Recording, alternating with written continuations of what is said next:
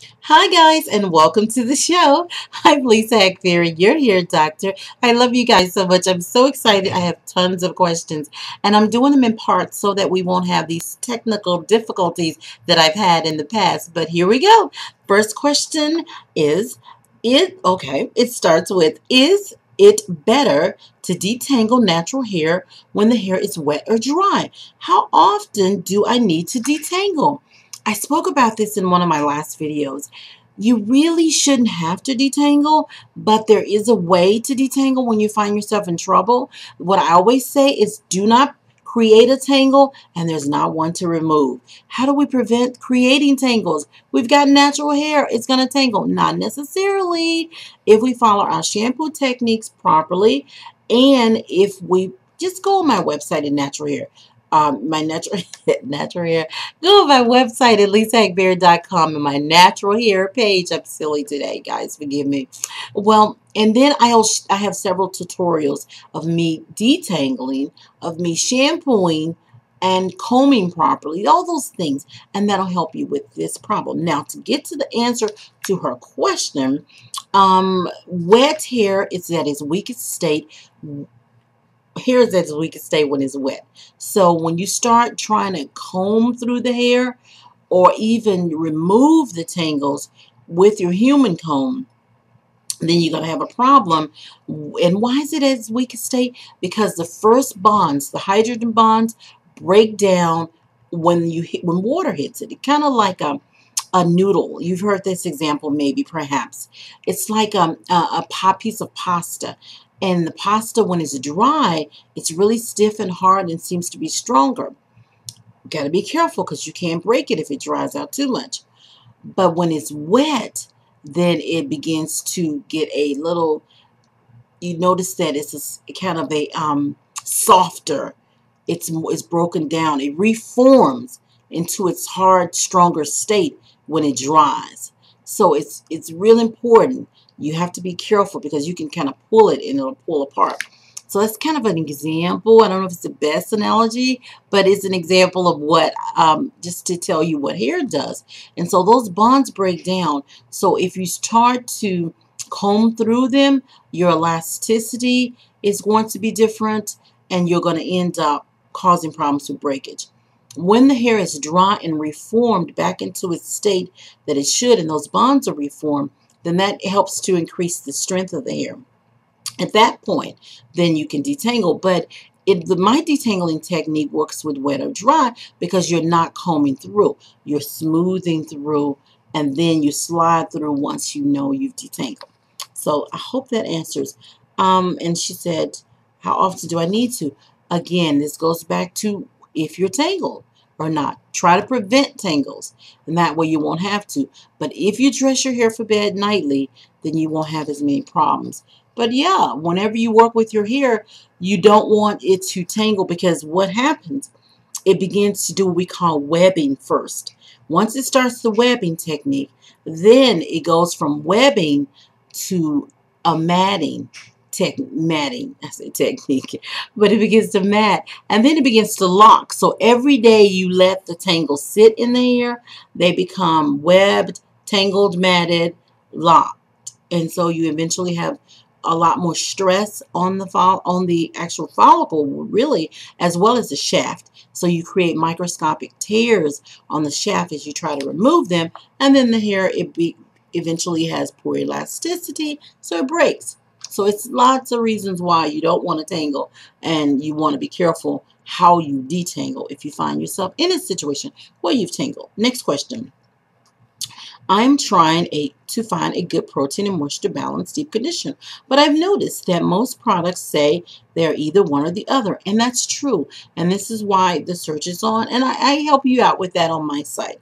Is there a way to tell by reading the ingredients whether there or not the product has a proper balance of protein and moisture? Thanks in advance. Okay, not really, because I work with my chemist every day, and I can assure you it's so much about what he and she, what they do, that I absolutely do not understand. But I'm always researching. But that's consistent research. I'm a hair guru. I mean, I just study, live, eat, sleep, drink pray about hair. So it's different. I don't want you guys trying to worry about that. I do want you to call those manufacturers.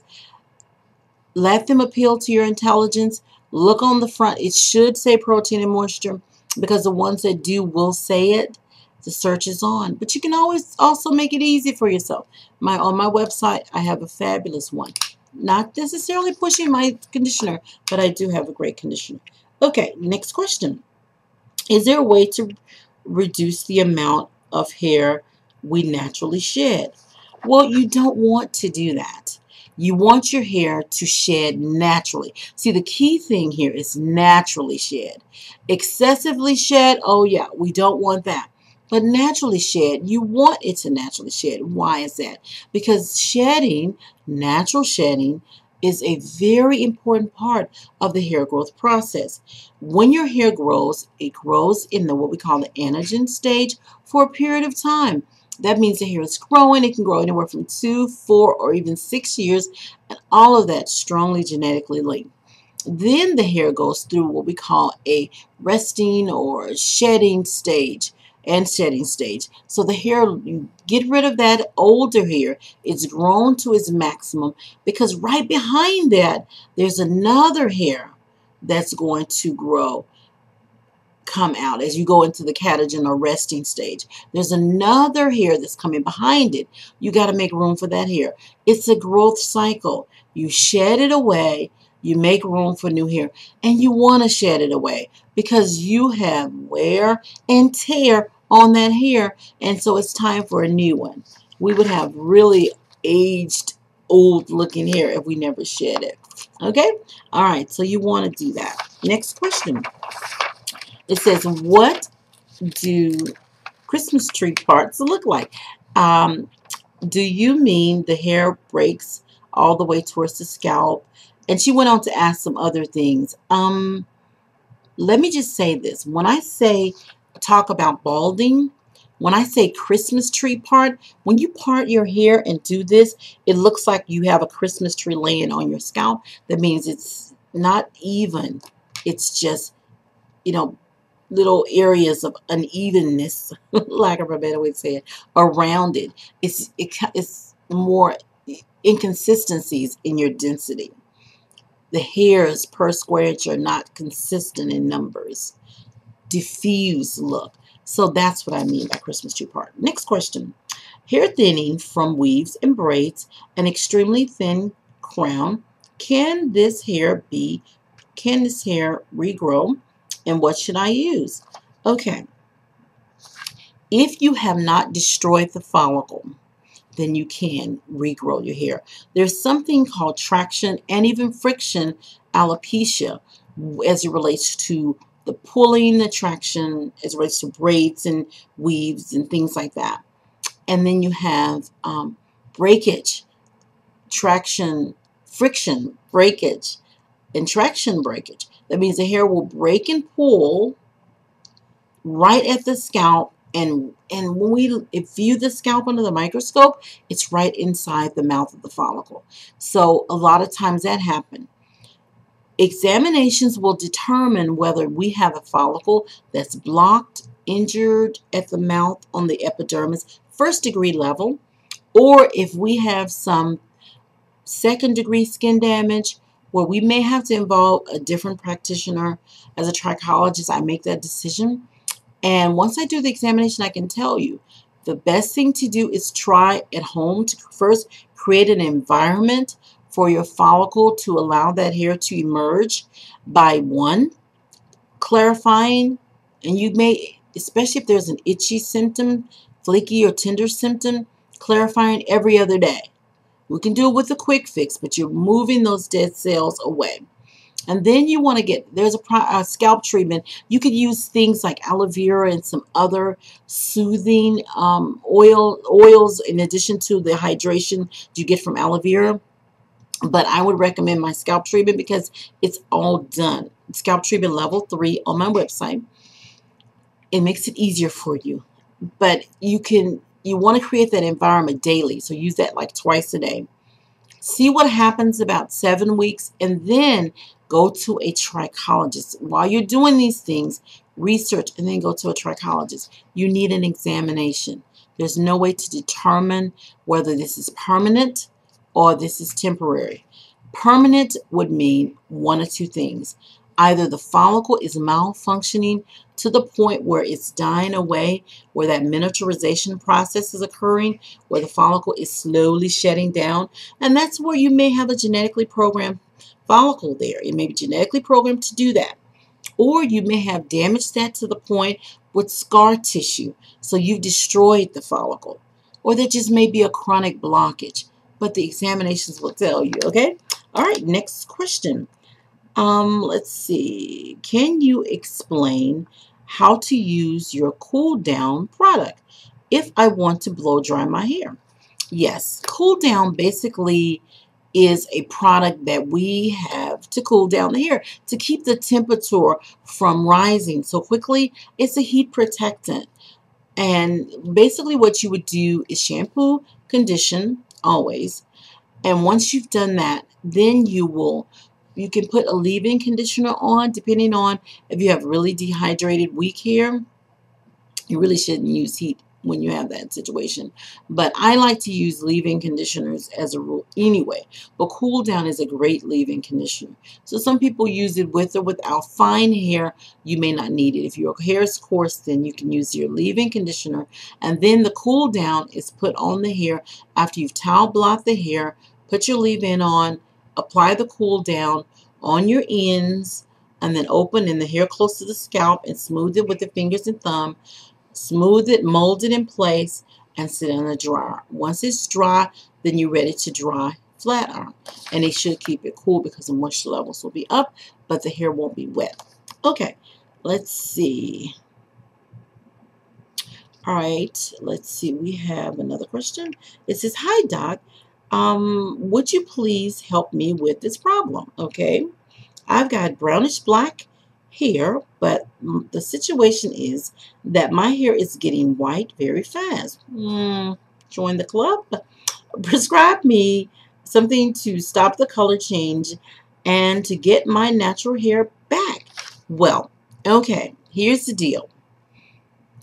The color pigments that are formed while the hair has been formed in the cortical fibers, those color pigments can, at some point, there may be a deficiency for whatever reason in the development, or it may not be sufficient enough to give you light or dark hair. You may begin to lose that ability to produce those for whatever reason, and it could be from many things: stress, age, genetics, so many medication could cause that. We really don't have an answer for why we go white, which is what's happening. But you can color it. You can color it. You can cover it with semi-permanent deposit colors. Not permanent, you don't have to. Semi-permanent deposits. It's beautiful. The more white you have, the more it'll show up your natural tone. Like I have a sandy brown tone to my hair. So when I use a brown semi-permanent deposit, my white hair is brown and my other hair is beautifully brown too, really rich. So that's what I would say. Okay, it says, "I know that you recommend combs. You don't recommend combs for detangling, but I prefer them. I only use them once a week on wash day. Are seamless combs gentler on the hair?" Okay, I don't recommend combs for detangling because you can't feel when you hit a tangle. When you have your human comb, you go, "Oh, I feel a tangle," and you can stop. When you have a comb, it goes, "Oopsie." Most likely you're going to look at the comb, you're going to have some hair in the comb, and that's going to be a problem. So don't detangle. I don't care what kind of comb it is, but I will tell you this: if you have longer hair or kinkier your hair is, you want the larger combs, the teeth spread apart. Wider the teeth, you want to be spread apart, but you're not detangling. Combing is for grooming purposes, guys. Your forefinger and thumb, I know you like doing it, well then do it, but be careful to pay attention. So when you hit a tangle, you break that wrist, you stop, you go, "Oops," come out, forefinger and thumb, or fingers and thumb, then go back and use it. But all this holding, what y'all's favorite thing to do, that is wrong. Okay, guys? It's wrong. I love you, but it's wrong. Thanks, guys. I'm Lisa Akbari, your hair doctor. I will see you next time. To God be the glory in Jesus. Keep those questions coming. Love you guys. Talk to you soon. Bye-bye.